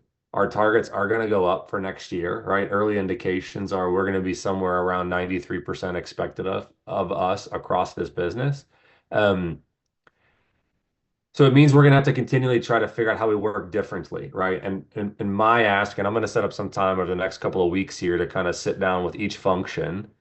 And what I'd really like to understand is from the functional leads, what do we need to do differently to ensure that service is our top priority? Right? Because I do believe it's on every function to work together in harmony. It's not just Dallas's organization to kind of build that plan and us execute only to that. But, I think that there's a lot of things that happen. And I'm not 100% sure that we have kind of a full united action plan, right? So I'd say in addition to all the things that you list in the bottom right here, Dallas, I think we need to, and I'm going to certainly ask you to help kind of drive this with me, but we're going to be knocking on Mitsia, your door, Dave, Jeremy, Cisco, the quality team, everyone's door here to say, what do we need to do differently, right? From an integration across the supply chain, because we got to be much better, and we got to be much better consistently as well as we think about next year, right? And I want to be very focused on what can we do differently as a team, not can we ask others to do on our behalf, right? Because we'll ask that as well. But I want to understand, is there anything that we're not talking about today that we need to, right? And myself and Jeffrey and a few others are really trying to push a business integration conversation of signing up forecast accuracy as a really important kind of integrated metric that we expect our cross-functional teams to own and have and share with us. So we're not going to give this away for free. But I do think we have some integration opportunities within our own group, right? So I look for some meetings on that, because we're not going to significantly change the outcome here for the balance of the year, but we do want to start January with a hot start, because our targets and our expectations are going to go up, right? And we need to put the service conversation, I'm going to say, more to bed and kind of end this ticket to the game so we can allow our company to grow, right? And I think we got to kind of push the pace of that. So long rant. Appreciate you guys listening for a second. Hopefully it made some sort of sense. But we got a little bit more to go. And I want to sit down and kind of go through that, right? And then the last thing I'll say is, but keep in mind, we're still better than prior year, right? At the end of the day, there is still a really positive sentiment, even though I'm kind of saying we got more to do. Look at the scorecard, we're still better than prior year, right? Across many different customer bases and many different categories. So I think we know our hotspots and our issues, but I think it's now time for us as a core group to make sure we have all the right actions in place as we exit the year and head into next year. So, Dallas, I'll work with you to kind of pull that plan together, right? Because I want to kind of collate it under kind of one full group. But I think there's a couple of different actions here that we're going to kind of look for the full team to drive in terms of resetting expectations for next year. Okay. Got it. Anything to call out on attainment that you want to go through? I know, just interest of time, we can skip these ones if everyone's okay at the moment. Or Dallas, or anyone else, does anyone have any questions or comments for the Yeah, I think we talk about it every day on the DDS, but I think we have opportunity at certain sites to, like Shelbyville, right? Like to figure out how to level load throughout the week or things like that. A couple of other CLM. In general, I would say, like, based on the last couple of months of data, ELM still is an opportunity. Shelbyville does well in the weekly basis, not in the daily basis, right? But I don't think there's anything right now, anything big to report. I mean, I don't know if you want to go through all of this, but no, I'm okay to skip. I just giving a minute there to see if anyone had any questions or comments as we kind of look through the deck ahead of time. Yeah, Nogales is another one, and they have a bunch of actions going through there. I'm okay for the time being. Dallas, you good? I'm good. Okay, let's skip these ones. Service for customers. Yeah, so I'll take these. I think Ted and Becky had a drop for customer calls. So Steve, this is a snapshot of the Nelson slides from the end of October. For Home Depot, we are just under the target, 94.5 for the month.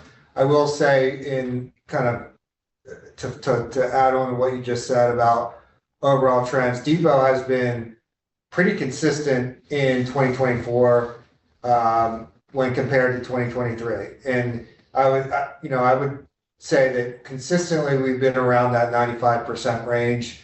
Where we got off a little bit track is the beginning of the year, especially January. So to the point you made, Steve, for both Depot and Lowe's, where January goes, that really kind of sets the tone for us going into the year as to whether, in my opinion, we'll be Depot over 95 and Lowe's achieving that 92.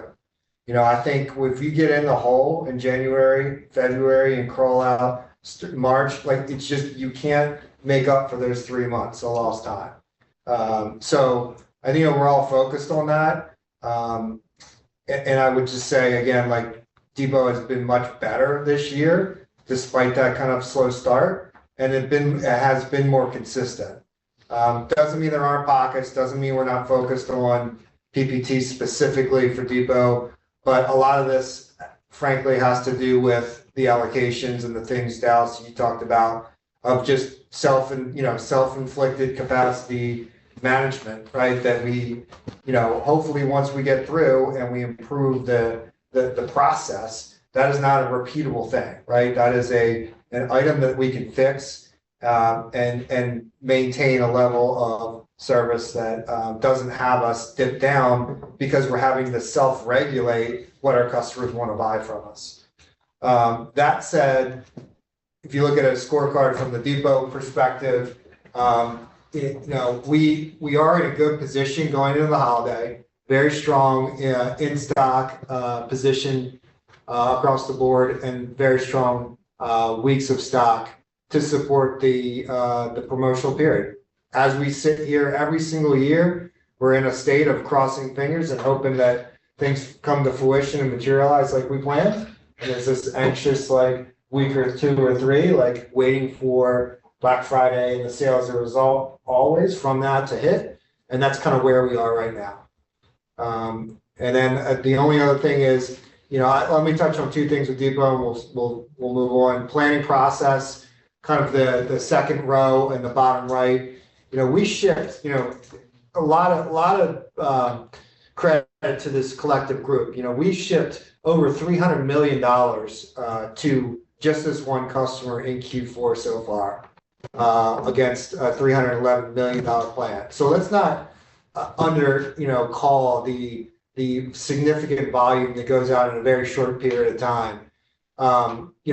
That would be the biggest customer we have globally, and just alone in a lot of, if you looked at it in isolation, outside of some of the big guys. The UFR for promos was 98%. So executing on those at a very high level, despite, to your point, Dallas, we can do a better job of forecast accuracy, right? Their timing isn't perfect, but the execution was pretty darn good. And Dallas mentioned myself, the strategy team, the DC teams, Dallas, we're all looking at ways that we can continually think outside the box of how to get better here. We can't run the same playbook, obviously, and expect, results that are iteratively better, because frankly, guys, it's going to get harder. To get another point or 2 is going to be so much more difficult, frankly, at Home Depot than going from 90 to 95. To get from 95 to 96, 97, 98, which is really where they want us, we're going to have to do things differently. And we know that. And we have, I think, a lot of smart people thinking about and considering and looking at options to do that. Any questions on Depot? Just a quick one. A lot of information here. The upper right jumps out of that recovery of all those categories, except for storage. That third bullet, is that Is that the piece, and when do we get Yeah. out of jail on storage? Storage is, okay, so one of the big things with storage was DXL getting out of the gates really, really hot. They overconsumed, which is DXL is a new product. They're very excited about it. It's Yes, selling to plan. Depot got very, as JMN used to say, over their skis on ordering, and Ted's gone back and the team and have put them on, on Captain Forecast essentially. Vendor Max, sorry, on Depot terms. So we're now regulating that, but that's kind of what drove some of that. that's regulating the orders, Yeah. but isn't this a fill? Both things have to be true, I'm just trying to figure out when does the 79. We're regulating the orders, and that metric will improve, and it will also improve as 309 Aetna starts to cut into their back order situation, which drove a large part of that storage job. So that, another key there is, this is Depot scorecard, so this is week 40. So Piece, this, I'm just trying to figure out, 79 is red, we think That 2 will- weeks, 6 weeks, 8 weeks, what is the thing we think that makes it green? What I just said, our intercession on how their order patterns and the improvement in the DC execution. There is no systemic supply issue we have in this portfolio that will prevent us from, turning this around. so basically they came in, some keys, they ordered 10X. Ted went back, said, go on Vendor Max, this is what you're gonna manage the forecast to what we actually planned for them. That we see in place now, so service has already drastically improved, and we're 4 weeks ahead of them on this. We also are going through with Aetna on a container by container basis All and those- prioritizing it. That all should read through in November and into December for improvement in portable storage.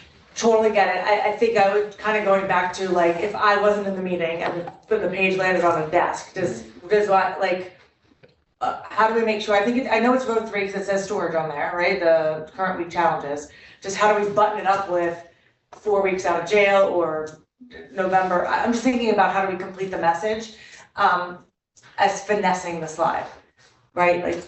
That's awesome. We got out of jail on all those items. It's a great story. I'm just Okay. thinking Yeah, about that piece. Okay.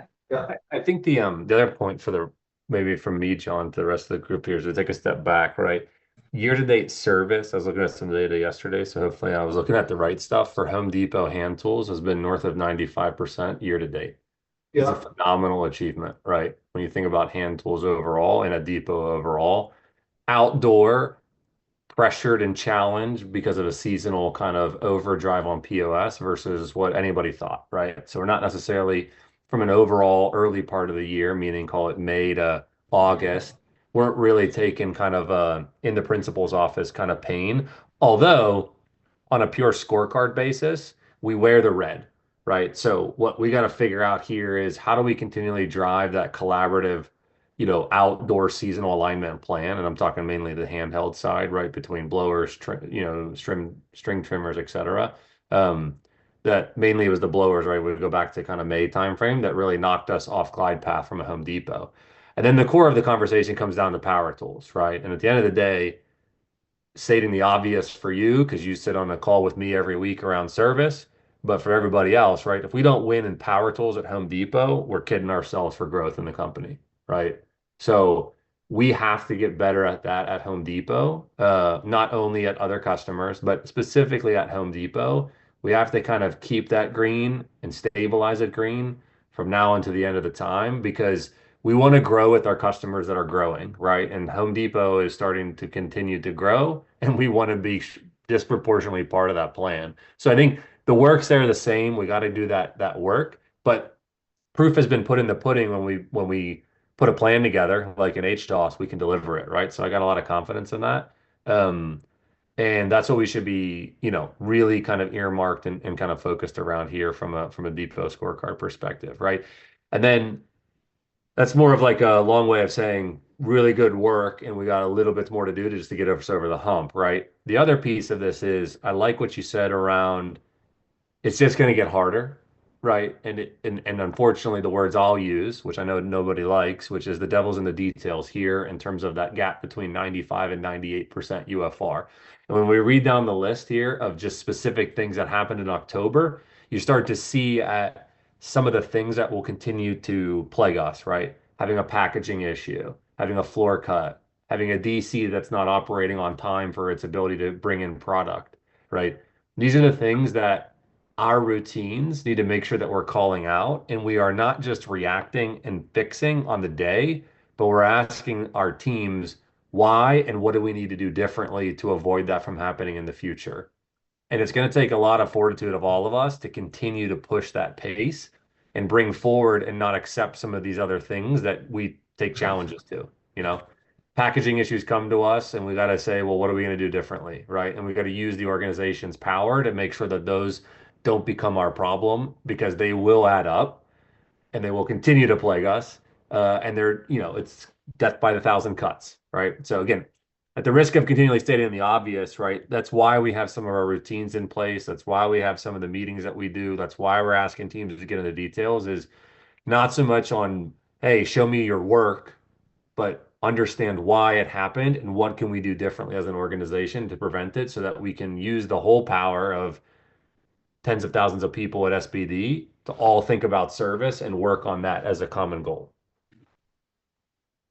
And Steve, I reflect on a little bit on what we talked about this morning, right? You say, stating the obvious. I think for us listening, talking about it every week with various stakeholders, and or myself, Emily, talking to our commercial counterparts and the customer, it becomes more obvious. But I think as you radiate further out, it's harder to remember, right, some of the actions that we're taking, what the impact it has ultimately downstream, in the store, which is where it really matters. So I think the reality is, for all of us, the reminder of, as Chin said this morning in the breakout opportunity, he's like, I think cost savings, but this is a good reminder of me to think about not only cost savings, but how does it affect our end customers and who we're serving. I think it's a great reminder, because it isn't, I think, maybe as intuitive as some of us see it, because we talk about it all the time. I think to do some of the things you said and we talked about here, we've got to think differently. We've got to think, we're going to have to make some trade-off decisions that put certain customers into the front of the line, because if we don't do that, we are not going to be able to get ourselves to a place where, we're growing with some of these customers. So, it's a really good conversation. And to your point, we talk about it daily, but I don't think it's something that's especially intuitive for everybody all the time. So appreciate you bringing it up. Yeah. I know we had 9 minutes left, and I got to jump to work. Just with Lowe's, I think all I'd say is, as we kind of come towards the end of the year, we know where we need to go, where we need to finish the year with Lowe's, right? This is the customer, frankly, where there's more work to be done in some respects as it relates to like planning. A lot of us talk about that and have plans against that, and are talking and working with the customer to make improvements here. The trends at Lowe's tend to be a little bit more sporadic, up and down throughout the quarter, throughout the year. I'd say Lowe's is a customer where we haven't improved year over year. We haven't gotten worse, but we just haven't gotten better. We've been pretty stagnant, and it's because one category improves and the other one, gets into a hole. And so it's back to the same point. We've got to do a better job with our consistency and figure out how do we keep ourselves out of the hole to start the year, and then throughout the year with major cuts that extend for multiple weeks, because that's where we end up getting trouble, because the customers then, their ordering patterns start to just overcompensate, and we end up chasing ourselves in these major portfolios for not 2 or 3 weeks, but for 3 months. And I think we've all been there. I think if we figure out ways to intercede and to stop that cycle, then we will be able to crest 90. I am confident next year, and on our way to 95 plus with Lowe's as well. We're very focused on getting these incremental orders, and the pain that it will create from a forecast accuracy standpoint, notwithstanding, it's what we need to do for the company to close our year. And then, as I said, really put focus on consistency next year with this customer. Sorry, Emily, I cut into so much of your time. You're good. CNI was at 91% for the month of October, with Granger kind of taking the biggest hit.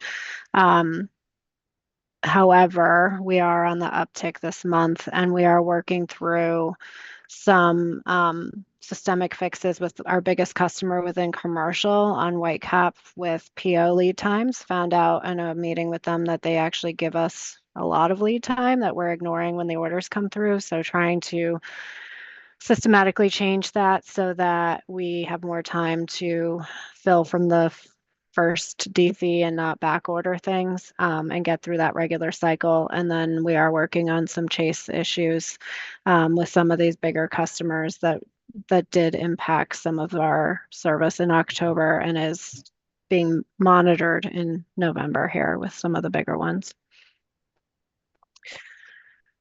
I did want to talk about ACE, and I know you're running out of time, so can you go to the next one? Yeah. It is green, Steve. So we, from a UFR perspective, finished October at 92.2 from a UFR. We did have a really good meeting with them, and we are working on an OTIF recovery plan that would get us out of jail for the fastening set BU, as well as 2 other ones. If we can come up with a stretch assignment for ourselves to hit their OTIF measurements in a staged approach month over month, and then they would waive fines. But even bigger than that, we're looking at, there's like 9 or 10 vendor numbers with ACE. So when one of them ends up, not performing, similar to the Home Depot situation where you've got storage all by itself, you've got all these vendor numbers and they're not consolidated, and we don't have the ability to even really do a good job of shipping them together. So we're looking, and we have a meeting this week to talk through how do we consolidate those vendor numbers and get them down to fewer than 9. And that will be a win from not just, an OTIF ACE measurement perspective, but also on cost to serve from small shipments and parcel and all of that stuff. So they're on board. We just have to go through the details, and I'm going to have to go to commercial finance on, dating term changes and, whatever that means if we're going to consolidate some that have one dating term to another and work through that. But it's definitely on the radar for the next few months to see what we can get accomplished quickly, and then go after the bigger ones in 24. And that in idea 25. is to pause fines temporarily until we get to a plan, right? At the macro level, right? Yeah. At a recovery target. Yeah. I mean, which is I would say on one, and if I'm processing this the right way, right, it is a good action that we can work in partnership with them to help kind of pause some program, right, as we recognize our issues, let's say, as a team, and then we work to go improve them. Yeah. I'd say that's a what is it called, like a get out of jail free card type of thing that we're receiving as a group, which because if you look at the bottom left, just run rate out the red versus the gray, we are doubling our cost. Yeah. Year over year, right? And simple math, and I'm just doing my own averages, Emily, you have the exact numbers. It's got to be around $3 to $4 million on a run rate basis more per year if that red line continues. Mm-hmm. And I'm again stating the obvious here for this group, right? But as we think about everything else that most of you guys have heard or were engaged with earlier today, and we think about fuel for growth, this is $4 million that we can't go and spend marketing or promoting our products to grow this company, right? And this is coming down a lot to a lot of work that we can better control internally within a supply chain. Again, it's not the only thing, but it is a big, strong piece of it, right? So just, we got to continue to bring these messages back that, we're not preaching this just because we like to as a team. It's because it's a real material impact to how the makeup of the P&L is becoming in our business for next year, right? So I think the get out of jail free card, I think will help. We need to make sure that we deliver it. And then I think where you were going, Emily, is to sustain it, right? Because that red number the red bar, can't continue. Otherwise, we're going to continue to pull out investment in other places. Yeah, I mean, None of us to want be that. fair, like ACE isn't even, they're more concerned about their member service level than OTIF because OTIF is money to them. And every DC delay, every, order that doesn't get routed with them on time, it's just additional money in their 100%. pocket. They're not pushing us. We have to push to improve that internally in order for us to take back that cash 100%. and reinvest. That's what I'm it, saying to is your point. I'm saying that that's more of an internal, I mean, Yeah. they're going to use us as a profit center until we fix our issues. I mean, at the end of the day. So there's a real risk here at some point, and it's happening, whether it's January or February, depending on how good John and Jeff's negotiation skills are. Lowe's is going to come online with another program around things that are going to continue to cost us money. So like the need to get better at service isn't because we're just saying that and we feel like it, or the commercial and sales teams say that they need that. It will have a material impact on our ability to deliver SGM and or AGM, depending on where you want to allocate the dollars to in our business and our P&L. So we just stating the obvious, right? And it's a good reminder here, Emily, as you continue to build those plans, that we're doing this for service, yes, of course, and hopefully to improve the member service level, but ultimately there's a benefit internally where